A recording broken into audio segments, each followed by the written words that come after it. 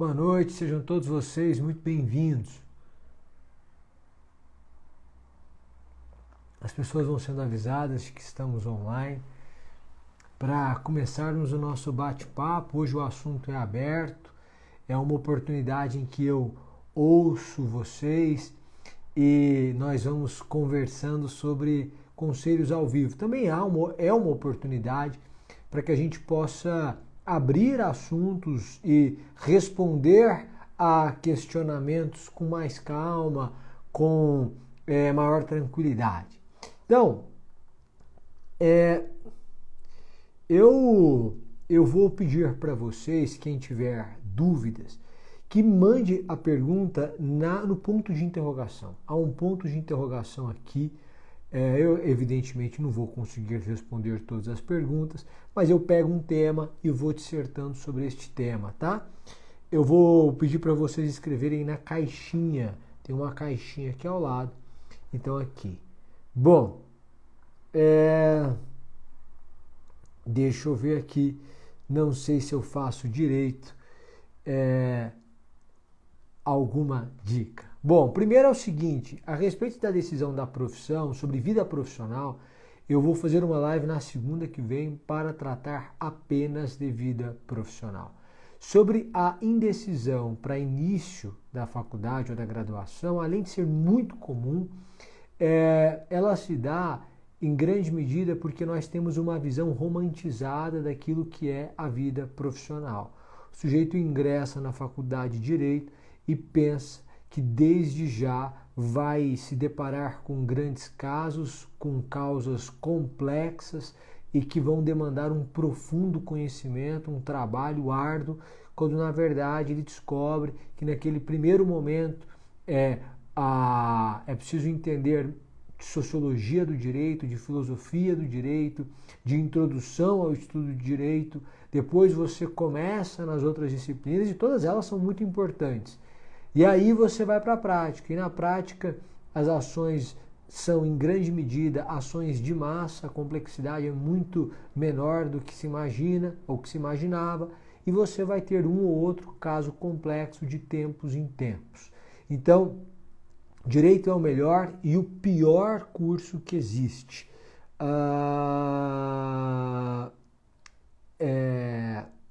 E, portanto, você pode ser muito bem sucedido ou muito mal sucedido, a depender do seu nível de esforço, de dedicação, de comprometimento com a ciência jurídica.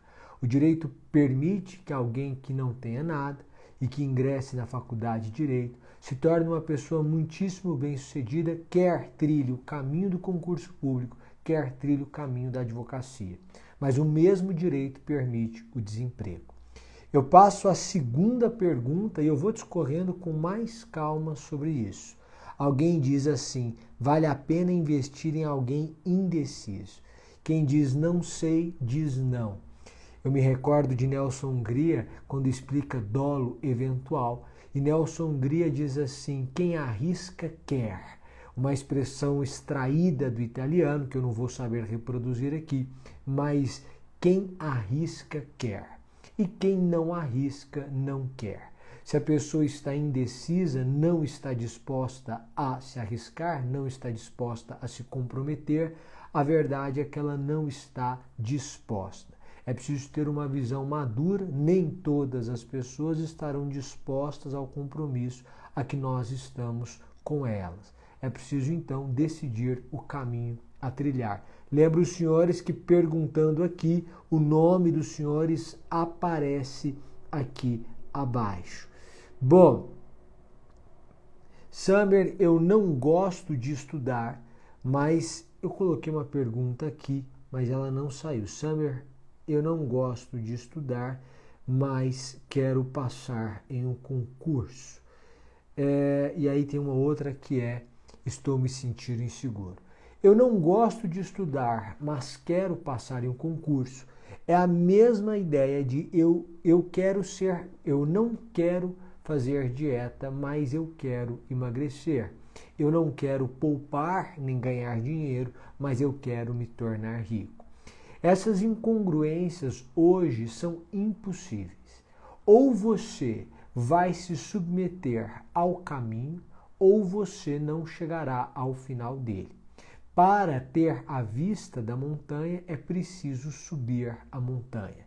Eu sei que é óbvio, é usado em frases de efeito, mas é preciso que a frase de efeito tenha o efeito de promover alguma mudança de comportamento. Eu não gosto de estudar, mas quero ser aprovado, demonstra, no mínimo, uma imaturidade. Porque eu não gosto de fazer muitas coisas as quais se mostram necessárias para mim. Por vezes para a saúde, por vezes para o intelecto, por vezes para o trabalho, por vezes para o crescimento.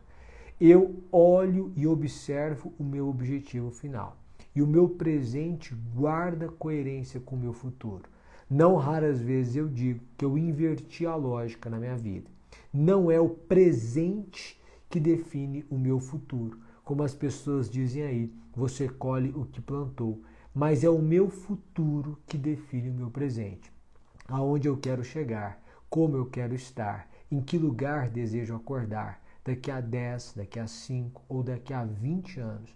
E isso determina o meu comportamento no presente.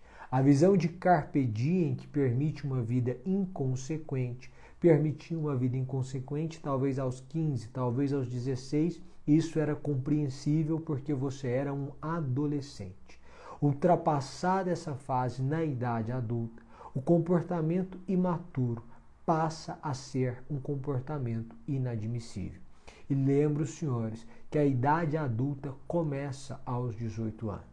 Tudo bem que hoje as pessoas se comportam como adolescentes por um período de tempo ainda maior. Eu sempre me recordo de uma conversa com uma psicóloga em Pernambuco, mas a psicóloga era do Paraná, e ela me dizia que cuidava de adolescentes de 30 anos de idade, pessoas que se negavam a superar o comportamento típico de um adolescente. O adolescente tem dois comportamentos que o caracterizam. Ele anda em grupo. O adolescente faz tudo em grupo. A individualidade do adolescente, o momento só, ou a solidão de tempos em tempos, para usar uma expressão de Simone de Beauvoir, é algo que o incomoda. Isso é próprio do adolescente. Ele anda em bando, em grupo.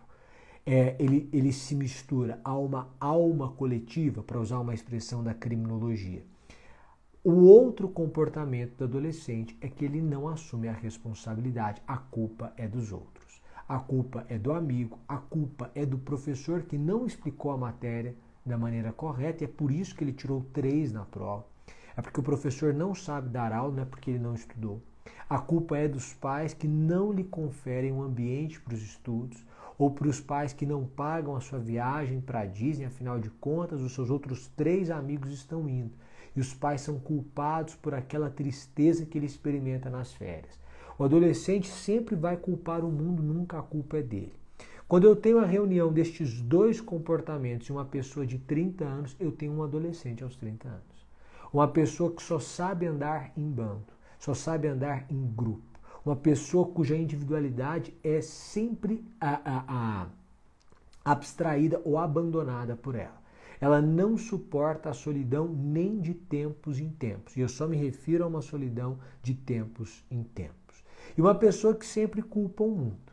Se você responsabiliza os dissabores da sua vida, você responsabiliza os outros pelos dissabores da sua vida, o seu comportamento é próprio de um adolescente. Quando a culpa é dos seus pais pelo fato de você não ser uma pessoa bem-sucedida, você é um adolescente. Quando a culpa é dos seus pais, ou dos seus amigos, ou do seu marido, ou dos seus filhos, ou das pessoas ao seu redor, pelo insucesso que você experimenta, você se comporta como um adolescente. É claro que o comportamento de um adolescente, hoje em dia, tem se estendido por um período maior de tempo. Mas não se engane. A maioria esmagadora das pessoas se arrependerá deste prolongamento da vida como um adolescente. É um engano você imaginar que você vai se comportar como um adolescente aos 25 anos de idade e aos 35 você não se arrependerá deste comportamento. Por quê? Porque a vida é feita de oportunidades e no grego oportunidade é kairos. É um sujeito careca que tem um topete na frente. Na verdade, ele tem um amontoado de cabelo na frente. De maneira que você só agarra pela frente, depois que passa, você não pode mais agarrar aquela oportunidade. Esta é a oportunidade do grego kairos. Depois que ela passa, você não a agarra mais. Quantas oportunidades você já perdeu? Você não sabe. Porque a maior oportunidade é a oportunidade que está por trás da oportunidade que você teve. Simplesmente quando você teve uma oportunidade de ingressar em um importante escritório de advocacia, ou de estudar por 2 anos e você não quis estudar, ou de estudar na faculdade e você não quis estudar, ou de trabalhar naquele local e você não quis trabalhar, a porta que você vê fechada é a porta dos estudos bem-sucedidos, de eventualmente ter sido aprovado em um certame, de exercer uma profissão X ou de trabalhar em um local. Mas o que você não sabe é que por trás daquela porta havia uma porta ainda maior. Toda a história de muito sucesso começa com um pequeno sucesso. Alguém teve a oportunidade de trabalhar em um determinado local. E quando chegou a esse local, se dedicou. E então se tornou gerente. Ele era só um funcionário ali, subordinado, assistente, depois analista, tornou-se gerente. Depois assumiu a diretoria. Depois de 10, 20 anos, convidaram-no para assumir a presidência.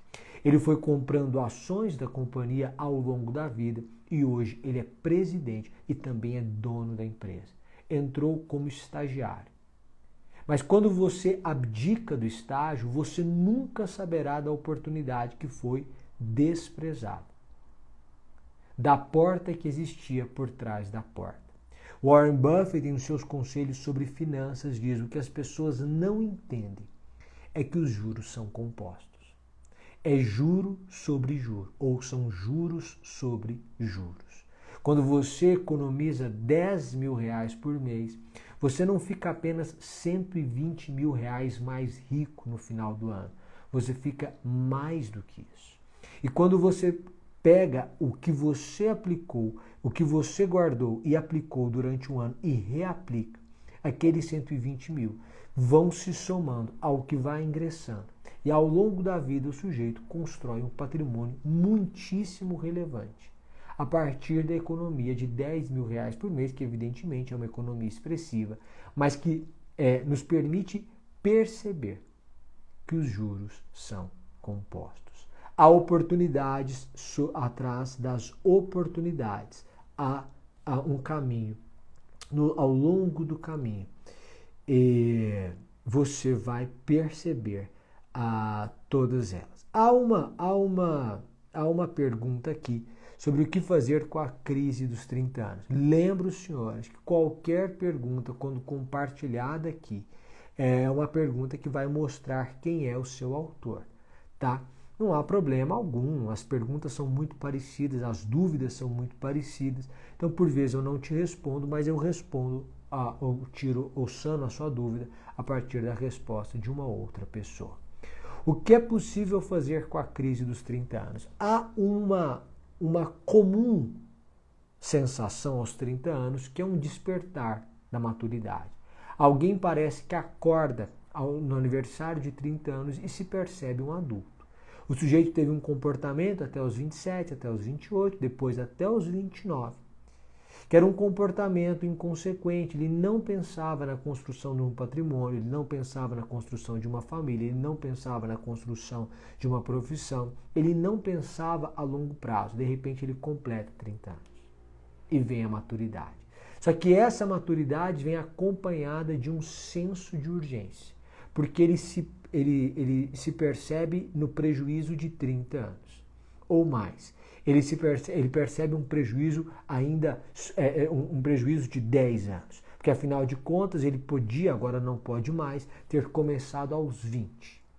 Ele podia ter feito aquele estágio, trabalhar, então isso vem com um senso de urgência. A primeira coisa que você deve pensar a partir de agora, qualquer que seja a sua idade, Mas se você tem 50 anos ou menos, saiba, qualquer pensamento seu deve ser guiado a longuíssimo prazo. Longo prazo é uma decisão de pelo menos 10 anos. Se você está tomando a sua decisão baseando-se apenas nos próximos 2 anos, 3 anos ou até 5 anos, a sua decisão não é baseada no longo prazo. Alguém diz, mas eu quero viver, mas você pode viver. Ninguém está dizendo que você não pode viver. O que você não pode é ser incoerente com o seu projeto de vida. Eu quero viver, eu quero ser juiz, eu estou estudando para magistratura. Ótimo, mas eu posso viver? Posso. Eu posso sair um dia na semana, mas terei que voltar um pouco mais cedo, porque afinal de contas eu vou acordar no outro dia muito cedo para estudar. Posso sair ao final de semana? Um dia. E afinal de contas, quem é que é capaz de sair para uma noite que vira a madrugada por mais de um dia na semana? Se você com 30 anos é capaz, então a sua energia não tem sido gasta com o que deve ser. Então veja você que é possível? Só é possível algum comedimento. É preciso que haja alguma limitação. Isso é próprio de quem tem coerência com seus projetos. Então não adianta você virar para mim e dizer, realmente, eu me descobri com 30 anos, agora eu quero ter um comportamento diferente e continuar tomando as suas decisões a curto prazo. Alguém me perguntou hoje se seguia pelo caminho do mercado financeiro ou se ia advogar. Estava se formando em direito. Eu disse à pessoa, mas tudo bem, daqui a 10 anos, aonde você quer chegar ou em que lugar você deseja acordar, qual é a rotina que você quer ter? Porque nós precisamos pensar nisso. Daqui a 10 anos, que rotina eu gostaria de ter? Ou eu quero ter? Ou eu vou ter? É claro que a vida vai fazer com que você se guie por outros caminhos. Ou a vida vai levá-lo a outros caminhos. Mas quando o meu presente guarda coerência com o meu futuro ou com o meu projeto de futuro, ainda que o caminho seja diferente do inicialmente planejado, é um caminho coerente com os meus desejos, com os meus anseios, com aquilo que sou. Porque alguém pode dizer para mim que pretende ser juiz no Tribunal de Justiça de Goiás e logo mais teremos um certame lá. E essa pessoa estuda para Goiás e não passa. E logo depois abre o concurso para o Ministério Público de São Paulo e a pessoa presta. E é aprovada. E assume. E se descobre no Ministério Público Estadual. Ela seria juíza e se descobre no Ministério Público Estadual. Ótimo, agora ela quer ser promotora, não quer prestar mais o concurso da magistratura. O caminho que a vida a levou é um caminho um pouco diferente do planejado, mas guarda coerência com aquilo que ela é. E, portanto, é um bom caminho. Eu não sei se eu posso, alguém falou para desativar os comentários, mas eu acho que se eu desativar os comentários... pronto, desativei os comentários. Alguém pediu para eu desativar os comentários porque atrapalha a concentração. Então eu fiquei com receio de desativar e a pergunta desaparecer. Mas tendo desativado os comentários, as perguntas continuado, vamos ficar assim, porque fica mais organizado. Então, o primeiro conselho que eu dou a você é pense para os próximos 10 anos, 15, 20, e em matéria de investimentos, para os próximos 30 anos. Todo investimento seu tem que ter um selo, investimento de longo prazo, ILP.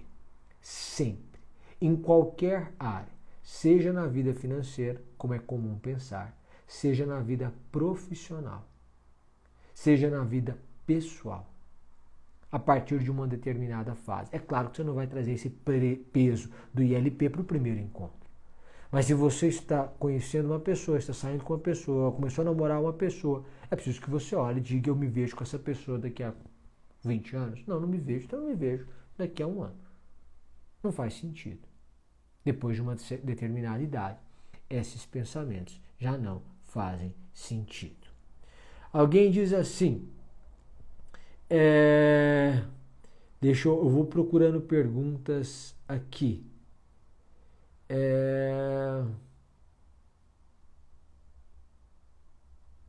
Tá. Há muitas perguntas sobre relacionamento e há muitas perguntas sobre profissão. Então eu vou alternando, tá? Alguém diz assim, tenho 31 anos, eu vou abstrair as perguntas para que elas possam atender as pessoas. Tenho 31 anos, quero começar medicina, ainda dá tempo? Alguém diz assim, alguém me diz, é óbvio que dá tempo, enfim, você sabe disso. Tá, tenho 40 anos e eu quero me tornar procurador da República. Eu tenho 50 anos e quero fazer isso. Você tem que entender o seguinte, muito provavelmente você vai trabalhar até os 80 anos. Hoje em dia a aposentadoria compulsória se dá aos 75 anos, serviço público. Mas é hoje em dia. Você que tem 40, daqui a 35 anos eles vão mudar. E vai deixar de ser 75 e vai passar a ser 80. Porque a qualidade de vida é outra, porque a medicina avançou e o sujeito vai viver bem até 80, vai poder trabalhar até 80. E quem trabalha até 80 anos? Então a compulsória vai passar a ser 80. Aí eu pergunto a você que tem 31 anos e que vai trabalhar provavelmente até os 80. Você ingressa hoje na faculdade de medicina, são 6 anos, 37.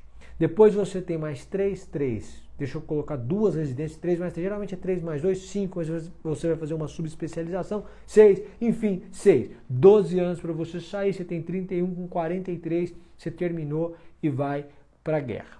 Você já vai para a guerra na residência, mas enfim, 43 você vai para a guerra. Você vai ter aproximadamente 4 décadas, ou se não tiver 4 décadas, 35 anos de exercício da medicina. Aí eu pergunto para você qual é o outro caminho. Porque este é um caminho.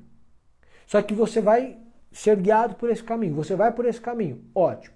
Neste caminho você vai perceber como a medicina é longa, como o retorno demora, como é trabalhoso, é desgastante, cada vez mais acirrado. Como tudo. É uma ilusão você achar que o mercado de médico, evidentemente, ainda é o mais seguro, mas que sempre, em qualquer lugar, em qualquer cidade, será um mercado de mil maravilhas. Talvez você tenha que mudar de cidade. Talvez na cidade em que você vá atuar para a sua especialização já haja um número excessivo de médicos. E você tenha que se mudar. Enfim, essa é a vida real. Eu gosto muito da Viviane Mosé quando ela diz assim, o real não se compara com o ideal.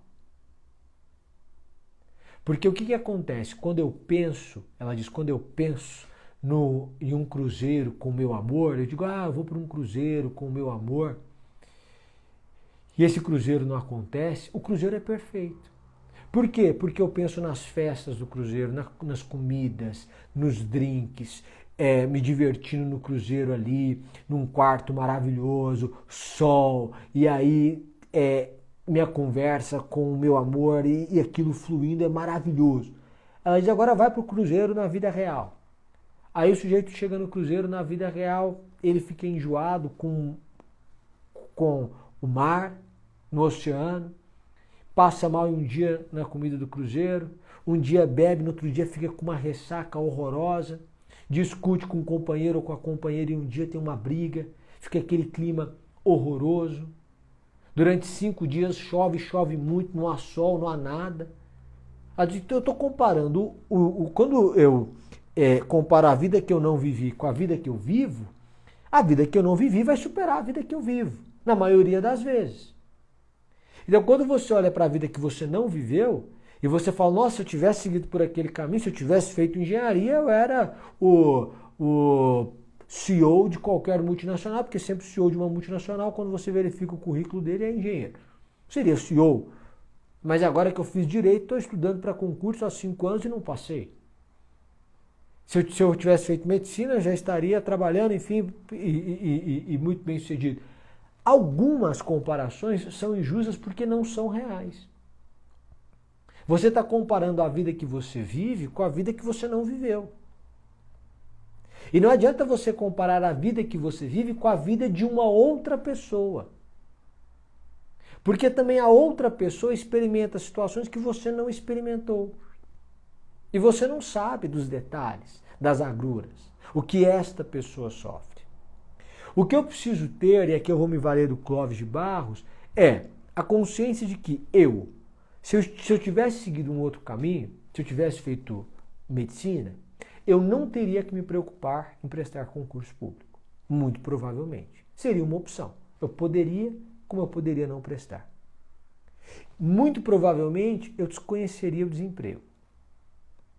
Eu trabalharia muito, certamente, trabalharia muito. Poderia trabalhar em diferentes lugares, poderia morar em uma diferente cidade. Poderia morar em São Paulo ou em Ribeirão Preto, no interior, que é maravilhoso. Eu poderia morar em Goiânia ou morar em Maceió, não sei. Dependeria da residência, da porta que abrir, de uma porta que abriria, de um convite de um professor, de alguém abrindo um hospital não sei onde me convidando. Eu nunca saberei. Mas eu poderia estar frustrado também.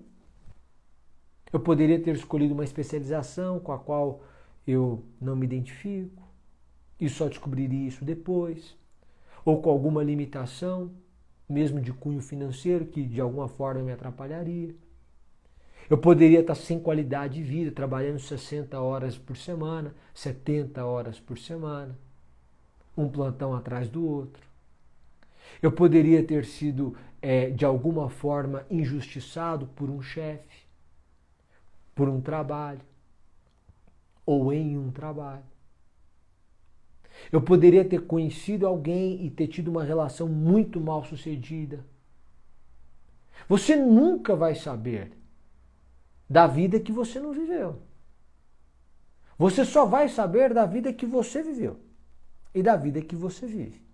Então, na vida que eu vivi, na vida que eu vivo, como é que eu decido as minhas coisas? Eu preciso olhar para mim. Ah, se você que tem 31 tivesse 18, medicina seria muito mais fácil. Claro. Mas você tem 18? Você não tem 18. Ah, mas se eu pudesse voltar atrás, você não pode voltar atrás. Ah, mas se os meus pais tivessem condição, pois é, eles não têm condição. Ah, mas se eu tivesse sido criado em uma casa em que as pessoas fomentavam a educação, pois é, você foi criado numa casa que as pessoas não fomentavam a educação. E aí? E aí eu preciso me lembrar de Sartre, quando ele diz, não importa o que o mundo fez com você, importa o que você vai fazer com o que o mundo fez com você. Porque se você ficar lamentando a vida o tempo todo, essa vida não vai mudar, porque se lamentar mudasse a vida, os murmuradores seriam pessoas felizes e bem-sucedidas. Isso não é verdade. Geralmente as pessoas felizes e bem-sucedidas são aquelas que não reclamam. Pegam a realidade e trabalham em cima dela para mudar essa realidade. Então eu olho para a minha realidade e falo, ó, essa é a minha realidade. Essa é só quem eu sou. Essa foi a minha vida, foi como eu fui criado, foi o universo em que eu nasci. Para se ter uma noção, há legislações no mundo ainda que tem cunho machista. Se você vai a um país árabe, a depender, a herança não é dividida da igual forma, se o filho é homem, se a filha é mulher. O filho homem tem direito ao dobro da filha mulher, porque em tese ele sustenta uma casa. Já pensou isso? Isso aqui é impensável aqui. Impensável. E está errado. Mas é assim que funciona lá. Então você está no Brasil. E você vai ver 1 milhão de injustiças aqui. Essa é a sua realidade país. Você quer se mudar daqui? Quero. Ah, então tá bom. Então qual é o seu plano para mudança? Você vai para onde? Você vai para Portugal? Você tem noção da economia de Portugal? Você sabe quantos habitantes Portugal tem? 10 milhões. Mais ou menos isso. Você sabe do que Portugal vive? Você sabe com que chances você seria bem-sucedido em Portugal? Você precisa pesquisar isso antes. Você sabe quanto ganha um advogado em Portugal? Você sabe quanto ganha um médico em Portugal? Então não é só, eu quero morar ali. Não, eu quero morar nos Estados Unidos. É fácil morar nos Estados Unidos? Você vai viver de quê lá? Qual é a profissão que você vai exercer lá? Você vai conseguir green card? Você vai conseguir mudança para lá? Então, eu posso ter um pensamento. Posso falar, não, eu quero morar em outro país. Tudo bem, eu preciso ter um plano. Mas um plano baseado na realidade, gente. Chega de fantasiar. Tem que ser baseado na realidade. Qual que é a sua realidade? A minha realidade é, eu tenho 31 anos, meu sonho é ser médica, a Heloísa está dizendo, eu quero ser médica. Eu tenho 31 anos. É claro que dá tempo. A Ana Cláudia Arantes diz assim, as pessoas antes de morrer, quando descobrem uma doença terminal, elas se arrependem de muitas coisas, mas principalmente da incoerência na vida. Elas eram uma coisa, queriam uma coisa, fizeram outra, em razão da conveniência, de uma pressão familiar, ou mesmo de uma pressão social, porque ela quer se afirmar. Porque é aquela história, todo mundo quer se afirmar de alguma forma. E quer provar que não precisa provar. Mas de alguma forma a pessoa quer se afirmar. Então, essa incoerência não pode existir na sua vida. Quando você pensa que esse mundo já teve Shakespeare e que não está mais aqui, já teve Machado e não está mais aqui, já teve Jane Austen e não está mais aqui, estou falando de escritores. Quando você pensa que esse mundo já teve Fernando Pessoa e não está mais aqui, quer dizer, todo mundo já passou, não se preocupe, você também vai passar. Você não vai ser exceção. E a sua vida vai passar rápido, porque você tem 31 anos. Mas eu tenho certeza que dos 21 aos 31 você não sabe explicar como é que esses 10 anos voaram. E todo mundo é assim. Só quando a vida é muito, muito, muito ruim no dia a dia é que o tempo demora mais.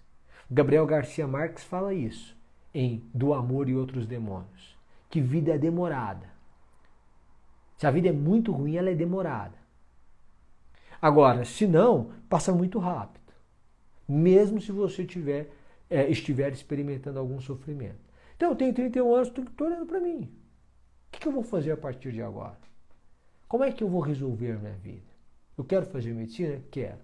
Quais são os caminhos? Eu posso ir para a Argentina, fazer medicina, eu posso ir fazer medicina numa faculdade particular no Brasil, posso fazer medicina numa faculdade pública no Brasil, qual é o meu nível de empenho? Para onde eu posso ir?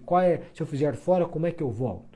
Já pesquisou isso? Ah, pesquisei, dá para ir, voltar, fazer isso, aquilo? Ótimo. Ah, não dá, tem que ser aqui, tem que ser numa particular, existe financiamento? Existe. Ah, então ótimo, então vou fazer o financiamento, porque afinal de contas, medicina me permite isso. E aí, quando você tiver 36 anos, 37 anos, você vai ser médico. E aí, quando você virar médico, a história é outra. Por quê? Porque você vai fazer residência, vai trabalhar muito e ganhar pouco. Vai trabalhar muito e ganhar pouco, mas você já é médico. E aí você já consegue eventualmente fazer um plantão ou outro. Já começa a ter você já passa a ser independente financeiramente. E você já começa a se preparar para alçar voos mais altos no campo profissional e no campo financeiro. E não adianta você querer dissociar realização profissional de identidade. Porque muito da sua identidade é o que você faz. Eu sempre falo isso, porque é um fato. Quando eu pergunto quem é você, você me diz que você é o fulano de tal engenheiro. Que você é João, o advogado. Você é João, advogado, atua nessa área. Então, o que você faz está ligado à apresentação, à sua apresentação, quem você é. Então, a gente precisa ter um pouco de coerência. Você sabe o que é bonito? É bonito quando a pessoa tem uma coerência. Você pode pegar um grande escritor, você pode pegar aí o Walter Ugumãe, que é um grande escritor, e você pode levá-lo para conhecer pessoas muitíssimo bem-sucedidas nas mais diversas áreas. Um médico muito bem-sucedido, um empresário muito bem-sucedido, um político muito bem-sucedido, e provavelmente ele vai admirar tudo aquilo, as pessoas, se as pessoas forem admiráveis, mas não vai dizer, eu não quero, que erro, virei escritor, devia ter sido médico. Não. Porque há uma coerência entre o que ele faz e o que ele gostaria de fazer. Agora, entre o que eu faço e o que eu gostaria de fazer, existe uma coerência, só que é preciso tirar a romantização disso. Primeiro, vocação. As pessoas falam em vocação como se fosse um chamado. Mas como se fosse um chamado físico, no plano físico. Alguém chega até a sua porta, a porta da sua casa, bate na porta da sua casa, você abre e diz, olha, você tem que ser médico, vem aqui. Não existe esse chamado físico. Existe um desejo do seu coração, que na maioria das vezes é reprimido por você ou repreendido por você, porque você tem medo de se frustrar. Então você prefere desenvolver projetos mesquinhos ou menos ousados ou medíocres dentro da média, porque em relação a estes projetos, o seu risco de insucesso é menor. E afinal de contas, você não quer ser rico, você só não quer ser pobre. Você não quer exercer a profissão que você gosta, você não quer só ser desempregado. Você não quer se casar com o amor da vida, você só quer se casar. E aí você percebe que você tem tudo que precisa e nada do que você quer. A diferença de desejo e necessidade, tudo que você precisa você tem. Você tem um trabalho, você tem um companheiro, você tem uma profissão. Mas você não tem nada do que você quer, porque o trabalho não é o que você quer, o companheiro não é o que você quer, a profissão não é o que você gostaria de exercer. E aí você tem uma pessoa frustrada, que para muita gente na sociedade é incompreensível, porque afinal de contas ela tem tudo o que precisa. Pois é, mas ela não tem nada do que quer. E ela não tem nada do que quer porque ela não parou com 31 anos, com a idade de Heloísa, e disse, olha, como é que eu vou fazer quando eu tiver 40 anos? O que eu quero ser quando eu tiver 40 anos? O que eu quero fazer? Com quem que eu quero fazer? Em que lugar eu quero morar? Você tem que desenhar a sua vida para daqui a 10, 15, 20 anos. É claro que ela vai ganhar contornos diferentes. Não tem problema. É da vida. Mas eu preciso ter um presente coerente com esses projetos. E aí eu digo para você, não adianta você pedir um conselho para mim e eu decidir por você. Eu não vou decidir por você. Mas ninguém pode decidir por você, ainda que a pessoa tenha essa pretensão. Isso é indelegável. A decisão da minha vida é personalíssima. Então os outros podem ser conselheiros, mas o parecer dos outros, depois que você atinge a idade adulta, deve ser um parecer opinativo, porque no direito a gente usa essa expressão, e não vinculante. Você não ficar vinculado ao conselho, você deve ouvir. Porque Salomão diz, na multidão de conselhos há sabedoria. Então você deve ouvir, mas a decisão é sua. E não adianta você se basear estritamente no parecer dos seus pais, e não adianta você esperar de outra pessoa a ideia maravilhosa que vai transformar a sua existência. Primeiro, porque crescer é uma decisão personalíssima. Você não acordou hoje, numa segunda-feira, às 8 horas da manhã, e tirou das 8 às 9 para pensar como seu vizinho vai mudar de vida. Você pode fazer isso por um grande amigo, num brainstorm com um grande amigo, pelo seu irmão. Você pode se sentar no momento de desabafo, mas você não faz isso como estilo de vida. Essa é uma decisão sua. Então é o seu estilo, é unipessoal. Segundo, os seus pais te amam. Primeiro ponto. O segundo ponto, os seus pais não querem vê-lo sofrer. Então, geralmente, quando você pedir um conselho aos seus pais, eles vão aconselhá-lo pelo caminho mais seguro. Raríssimas exceções. Os pais vão aconselhá-lo a um caminho mais seguro. Por quê? Porque eles não querem vê-lo sofrer. Então, se você quiser um caminho de maior ousadia, se a sua ambição é um pouco maior, você vai ter que perder um pouco da segurança. Isso é economia. Para ganhar muito, tem que correr muito risco. Se você não quer ganhar muito, o risco é menor. E assim é a vida. O sujeito, quando ingressa em um concurso público, está ali. Ele sabe que vai receber tanto. Quem decide advogar vive a oscilação. A longo prazo, se ele é um bom advogado, muito provavelmente ele vai construir um patrimônio muito maior do que o de um juiz. A longo prazo. Mas ele está sujeito a riscos. Quem é avesso a risco não vai por esse caminho. Então, se você quiser crescer, você pode e você deve aceitar o risco. Isso é inerente ao crescimento. Agora eu digo que hoje em dia nós podemos, ou desde sempre, aliar prudência com ousadia. Tem gente que confunde ousadia com imprudência.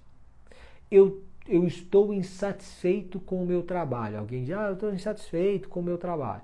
Tá, você está insatisfeito com o seu trabalho? Não, eu estou insatisfeito com o meu trabalho. Então, peço demissão e faço outra coisa? Não, você faz outra coisa antes de pedir demissão.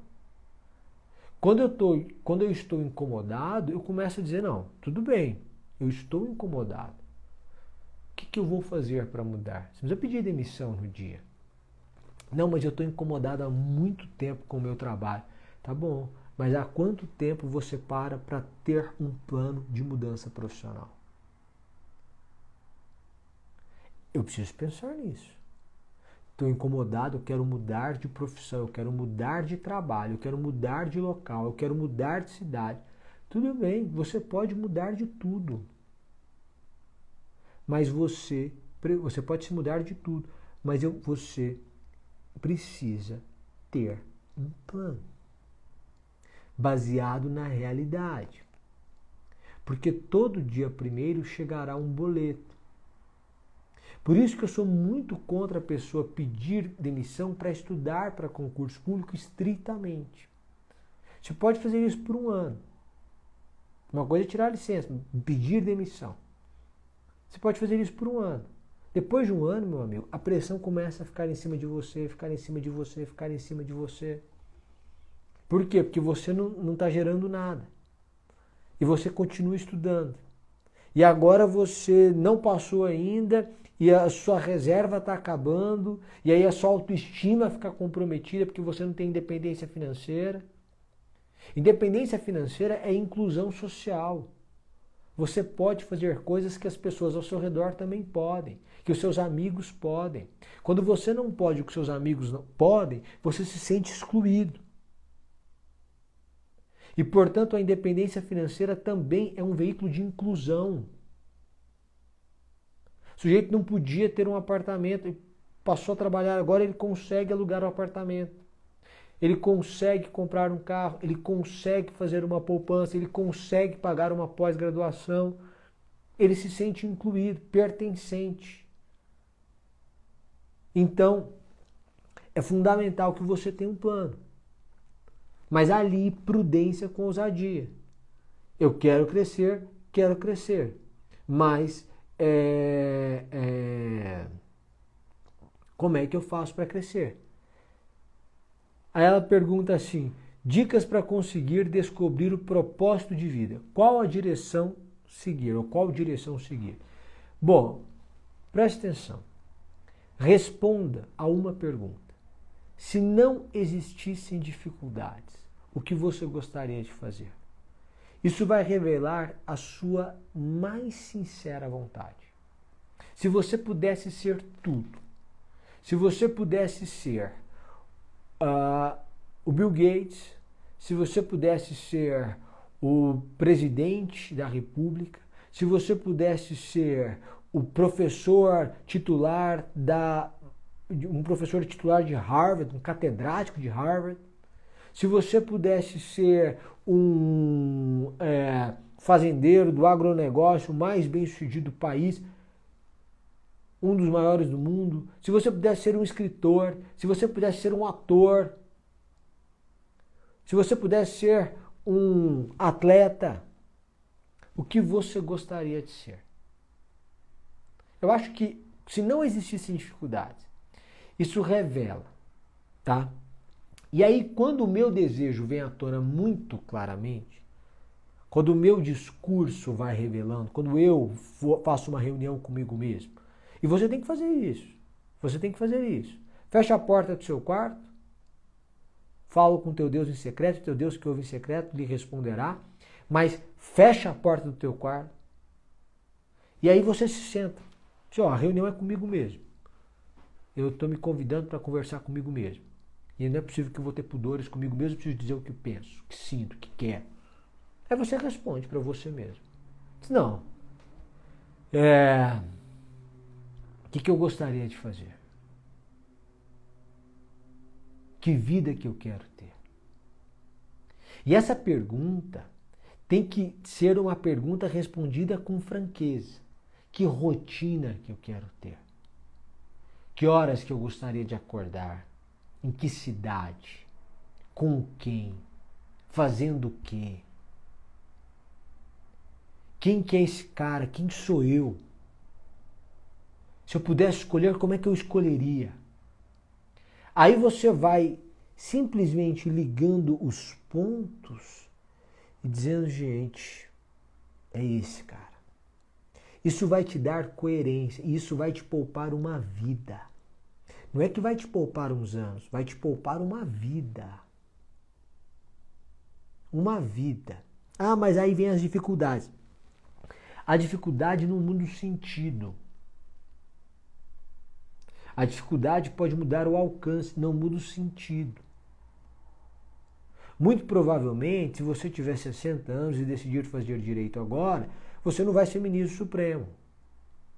Por quê? Porque são 5 anos de faculdade, depois tem que fazer, tem que advogar, tem que notório saber jurídico, quer dizer, tem que ter uma história no exercício da profissão. Quando você construir essa história, que pode ser maravilhosa, você vai ter 75 anos e aí já não vai dar. Mas o sentido vai me guiar. Então eu descubro o sentido.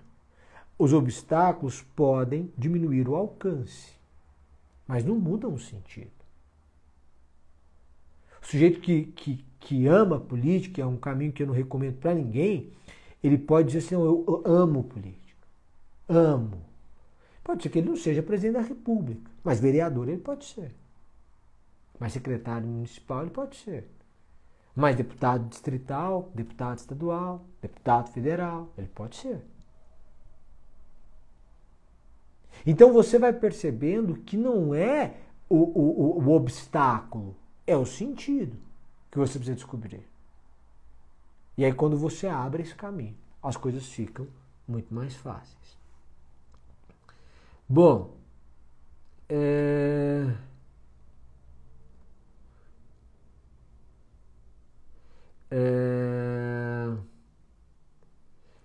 agora eu vou responder uma pergunta de relacionamento, que é várias perguntas nesse sentido de relacionamento. Tá. Pronto. Sinto que a busca por conhecimento me deixa solitário. Presta atenção.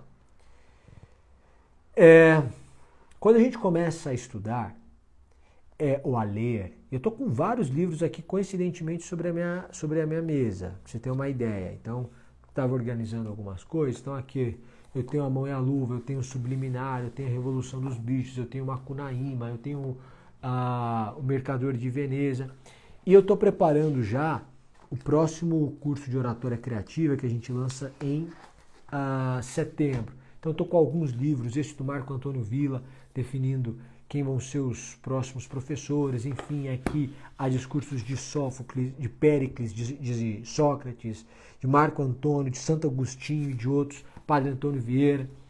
Então, quando você começa a estudar, você passa por um caminho, em primeiro lugar, em que você começa a se incomodar com posicionamentos ou com formas de ver o mundo de outras pessoas, certo? E isso, em um primeiro momento, vai te afastando das pessoas. Mas existe algo que depois de um tempo que você está estudando, que você está procurando conhecimento, é o que eu chamo de retorno à humildade. Porque nada é mais bonito do que a humildade. Então você vai perceber que o seu avô, que não tem faculdade, mas tem bom senso e tem muita experiência de vida e é humilde, tem muito a te ensinar. Mesmo que você leia 40 livros em um ano ou 80 livros em um ano. Esse retorno à humildade nos faz ter um retorno à convivência das pessoas. Porque eu tenho amigos que são excepcionais e que não estudam. E que são grandes amigos, têm ótima visão, são pessoas que atuam nas suas áreas, que empreendem, e é maravilhoso conversar com eles. E nós temos estilos diferentes de vida. Mas no encontro há pontos em comum e a gente mantém a amizade. E é ótimo. O que eu quero dizer para você é que quando você pega, por exemplo, a fala de Simone, a solidão de tempos em tempos me faz bem, em A Mulher Desiludida, é de tempos em tempos. Não pode ser a vida toda. Uma vida solitária é necessariamente uma vida infeliz. Porque nós precisamos das pessoas. É um erro comum e é um erro triste o afastamento da sociedade.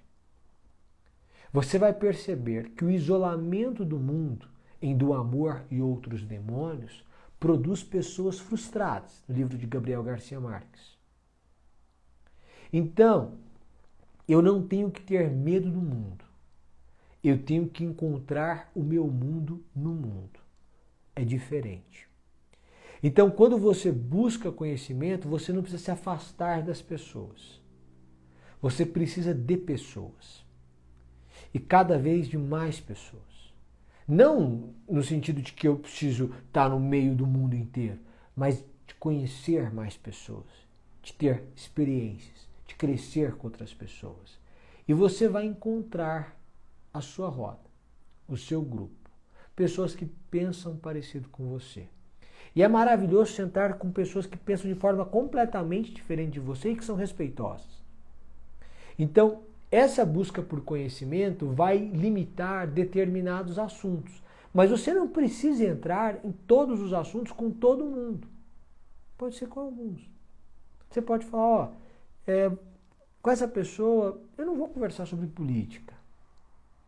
Porque não dá para conversar sobre política com essa pessoa. Ponto.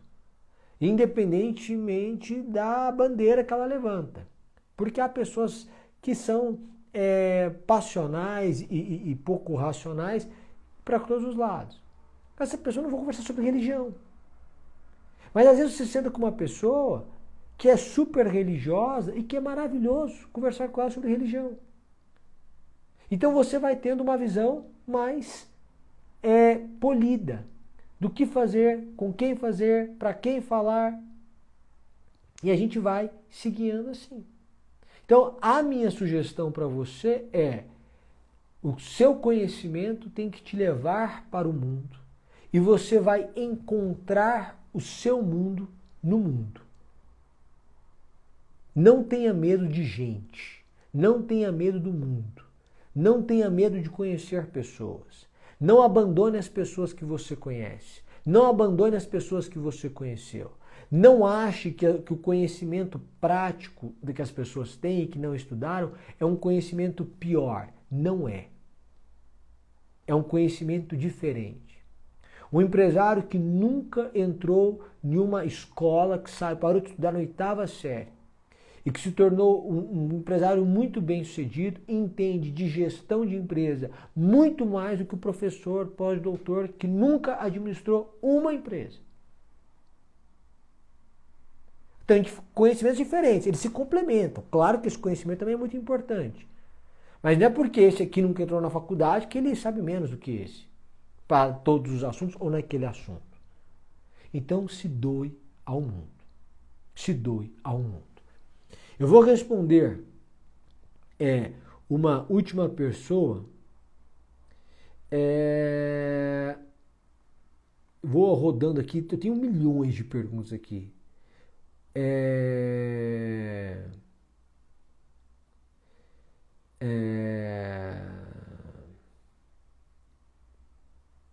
Milhões. Pessoal, eu vou até ver aqui uma pergunta que dê para publicar, né? Eu vou botar essa aqui por fim para fechar. Como vencer o desânimo? Em primeiro lugar, todos nós temos momentos de desânimo. Quando eu estudava, por exemplo, para concurso público, em alguns momentos eu estava desanimado. Não tinha vontade de estudar. Não é todo dia que você acorda com a vontade imensa de estudar. É diferente. Hoje em dia, quando eu leio o que gosto. Então, eu leio Nelson Hungria sempre. Por isso que eu cito muito Nelson Hungria. Sempre estou lendo um livro, uma literatura clássica e um livro sobre liderança. Então, eu leio o que eu gosto. Livros de temas que gosto, dos quais gosto. Mas quando você está estudando, você não está sempre assim. Isso acontecia comigo. Como é que eu fazia? Em primeiro lugar, eu buscava inspiração. Inspiração em pessoas e em histórias de superação. Existem pessoas com dificuldades muito maiores do que as que você tem, ou que passaram por dificuldades muito maiores do que as suas e que conseguiram vencer. Leia essas histórias. Assista a um vídeo no YouTube sobre um depoimento dessa pessoa. E isso vai inspirar. Quando a gente fica inspirado, a bateria recarrega e dá vontade de romper limites. Segundo, alimente e estruture os seus sonhos. Alguém diz assim: eu quero ser juiz. Eu falo muito do direito porque eu sou do direito. Eu quero ser juiz. Aí começa a estudar e depois de um tempo vem um desânimo. Mas aquela pessoa que gasta um tempo pensando em como vai ser a vida quando ela for aprovada e imaginando, decidindo, proferindo uma sentença, usando a toga, indo para o fórum,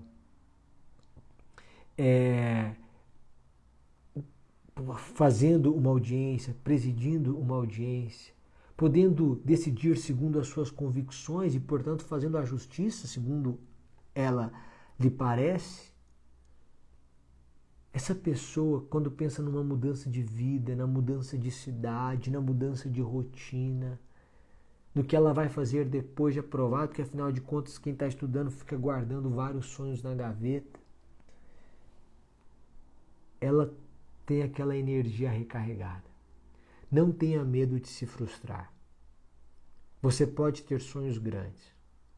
Pode ser que os seus sonhos grandes não se tornem uma realidade, mas pelo menos eles vão ajudar a transformar a sua realidade atual. Pode ser que a pessoa estude 2 anos para o concurso da magistratura e depois desista, por algum motivo. Mas foram esses 2 anos que fizeram com que essa pessoa conseguisse, em razão do seu conhecimento jurídico, um cargo em comissão como assessora do desembargador, tal, não sei o que. Isso mudou a realidade dela financeira. E aí ela começou a fazer mestrado, está dando aula na faculdade, é assessora do desembargador. Enfim, era uma pessoa que estava sem trabalho e hoje em dia está ganhando, sei lá, 15 mil reais por mês. Então pode ser que o seu sonho não se torne realidade da forma como você pretende. Mas no mínimo ele vai promover a transformação da sua realidade atual para uma muito melhor. Meus amigos, quero dizer para vocês o seguinte, que nós falamos, ou eu falei, por 1 hora. As lives geralmente têm duração de 30 minutos, mas como era uma live de conselhos ao vivo, eu fui abrindo, respondi poucas perguntas, porque a ideia é essa mesmo, é pegar uma pergunta, abrir o tópico e discorrer sobre diversos temas. Eu quero agradecer essa presença maravilhosa das pessoas numa live de dúvidas, de conselhos ao vivo. A gente ficou o tempo todo com mais de 4.000 pessoas assistindo. Muito obrigado. Eu quero fazer um pedido, se você puder compartilhar nos stories e me marcar para mais pessoas assistirem a live, eu agradeço muitíssimo. É só esse o pedido. Amanhã eu venho com o Iedo, que é um convidado, para conversar sobre a aprovação dele. Eu acho que vai ser legal para quem está estudando para concurso público. Tá bom? Muito obrigado pela sua presença, uma boa noite, um grande abraço. Tchau, tchau, pessoal.